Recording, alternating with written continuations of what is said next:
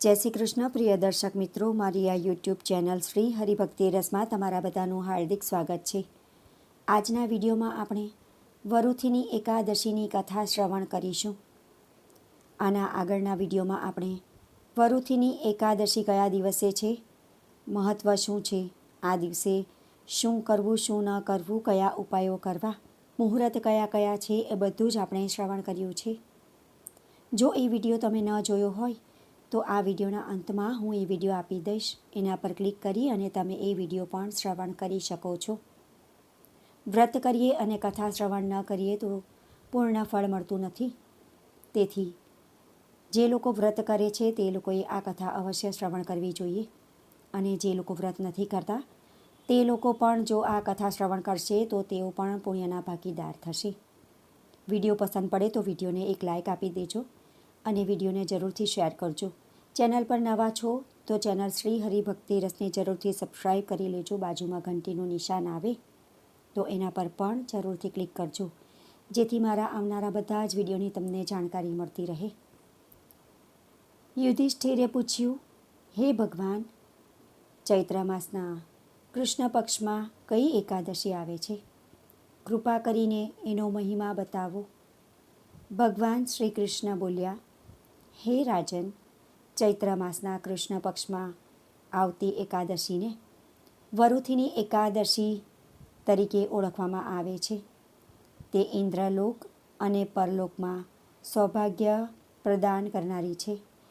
વરુથીની એકાદશીના વ્રતથી જ સદાય સુખની પ્રાપ્તિ અને પાપનો નાશ થાય છે. જે ફળ 10,000 વર્ષ સુધી તપસ્યા કર્યા પછી મનુષ્યને પ્રાપ્ત થાય છે, એ જ ફળ આ વરુથીની એકાદશીનું વ્રત રાખવા માત્રથી પ્રાપ્ત થાય છે. નૃપશ્રેષ્ઠ, ઘોડાના દાન કરતાં હાથીનું દાન શ્રેષ્ઠ છે. ભૂમિદાન એના કરતાં પણ મોટું દાન છે. ભૂમિદાન કરતાં પણ વધારે મહત્ત્વ તલનું દાન છે. તલદાનથી વધારે સુવર્ણદાન અને સુવર્ણદાનથી વધારે અન્નદાન છે, કારણ કે દેવતા, પિતૃઓ તથા મનુષ્યોને અન્નથી જ તૃપ્તિ થાય છે. વિદ્વાન પુરુષોએ કન્યાદાનને પણ આ દાન સમાન જ બતાવ્યું છે. ગાયનું દાન કન્યાદાન તુલ્ય જ છે. આ સાક્ષાત ભગવાનનું કથન છે. આ બધા દાનોથી પણ મોટું વિદ્યાદાન છે.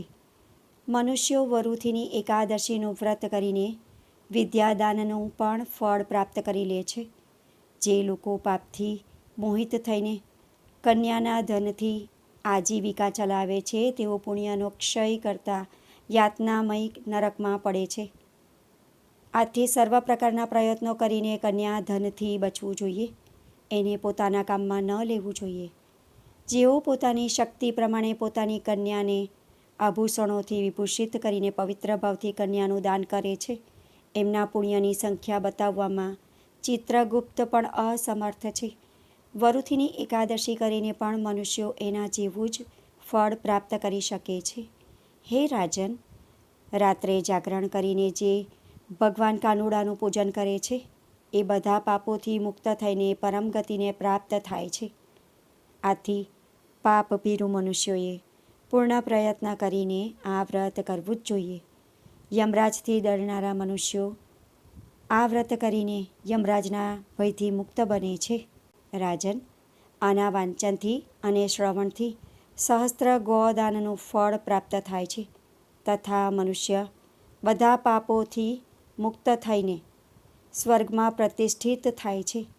જે વ્રતધારી વિષ્ણુ ભગવાનનું પૂજન કરે છે તે વ્યક્તિ અથવા તો તે સાધક વૈકુંઠમાં વંદનીય અને પૂજનીય બને છે. વરુથીની એકાદશીનું મહાત્મ્ય જેટલું આંકીએ એટલું ઓછું છે. હવે આપણે વરુથીની એકાદશીની કથા શ્રવણ કરીશું. પ્રાચીન સમયમાં નર્મદા નદીના કિનારે મંધાતા નામના એક રાજા રાજ્ય કરતા હતા. રાજા ખૂબ જ ઉદાર અને ધાર્મિક વિચારવાળા હતા. એકવાર જ્યારે રાજા જંગલમાં તપસ્યામાં લીન હતા ત્યારે એક જંગલી રીંછ આવ્યું અને રાજાના પગ ચાવવા માંડ્યું. રાજા ગભરાયા નહીં અને પોતાની તપસ્યામાં લીન રહ્યા. થોડીવાર પછી પગ ચાવતા ચાવતા રીંછ રાજાને ખેંચીને એક જંગલમાં લઈ ગયું.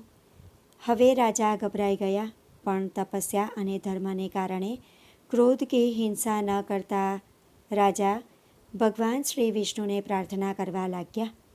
રાજાની પ્રાર્થના સાંભળીને ભક્તવત્સલ ભગવાન શ્રી વિષ્ણુ પ્રકટ થયા અને તેમણે ચક્ર દ્વારા રીંછને મારી નાખ્યો. રાજાનો પગ રીંછ ખાઈ ચૂક્યો હતો, જેનાથી રાજા ખૂબ જ ઉદાસ થઈ ગયા હતા. જેને જોઈને ભગવાન શ્રી વિષ્ણુ બોલ્યા, હે વત્સ, દુઃખી ના થઈશ. તું મથુરા જા અને ત્યાં વરુથીની એકાદશીનું વ્રત કરીને મારા વારાહ અવતારની મૂર્તિની પૂજા કરજે. તેના પ્રભાવથી તું ફરીથી સુદૃઢ અંગોવાળો થઈ જઈશ. આ રીંછે તારો પગ ખાધો છે એ તારા પૂર્વજન્મનો અપરાધ હતો. ભગવાનની આજ્ઞા માનીને રાજાએ મથુરા જઈને શ્રદ્ધાપૂર્વક વરુથીની એકાદશીનું વ્રત કર્યું, જેના પ્રભાવથી તે રાજા સુંદર અને સંપૂર્ણ અંગવાળા થઈ ગયા. બોલો શ્રી વિષ્ણુ ભગવાનની જય. તો ભક્તો, આટલું મહત્ત્વ છે વરુથીની એકાદશીના વ્રતનું. હે વિષ્ણુ ભગવાન, તમે જેવા રાજા માંધાતાને આશીર્વાદ આપ્યા એવા કથા લખનાર, વાંચનાર, સાંભળનાર, બોલનાર સૌને સુખી રાખજો. ભક્તો, આજના વિડીયોમાં આપણે વરુથીની એકાદશીની વ્રત કથા શ્રવણ કરી છે. આશા કરું છું કે આજનો વિડીયો તમને પસંદ પડ્યો હશે અને ઉપયોગી લાગ્યો હશે. વિડીયો પસંદ પડ્યો હોય તો વિડીયોને એક લાઇક કરી શેર કરજો, જેથી બીજા લોકો પણ આ કથા શ્રવણ કરી શકે અને તે પુણ્યના પણ તમે ભાગીદાર થાવ. કોમેન્ટમાં જય વિષ્ણુ ભગવાન, જય લક્ષ્મી માતા જરૂરથી લખજો. વ્રત અને પૂજા કરતી વખતે આ કથા અવશ્ય શ્રવણ કરજો. ફરી મળીશું એક નવા વિડીયો સાથે. ત્યાં સુધી બધા ભક્તોને મારા જય શ્રી કૃષ્ણ. જય વિષ્ણુ ભગવાન. વિડીયો જોવા માટે ધન્યવાદ.